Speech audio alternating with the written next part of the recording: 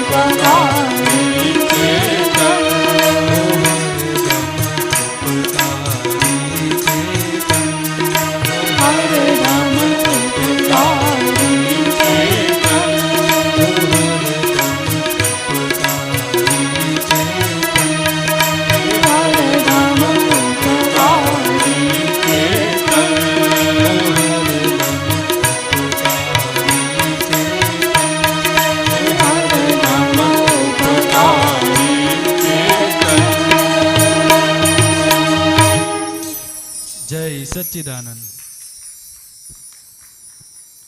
બહુ અદ્ભુત રીતે આ પદ જયમીનભાઈ અને એમની ટીમે રજૂ કર્યું છે. શ્વાસે શ્વાસે સિમંદર સ્વામીના શુદ્ધ સ્મરણ ભાવ પૂજા અને નિધિધ્યાસન દ્વારા કર્મ નિર્જરા સમ્યક દર્શન અને અંતે આત્મમુક્તિ તરફ આગળ વધવાની આપણી જે ભક્તિમય અને આધ્યાત્મિક યાત્રા છે એ યાત્રાને ઉજાગર કરતું આ પદ જયમીનભાઈ અને એમની ટીમ ઓક્ટોપેડ અને તબલા ઉપર જે ભાઈ છે બંને ખૂબ અદ્ભુત રીતે રજૂ કર્યું છે.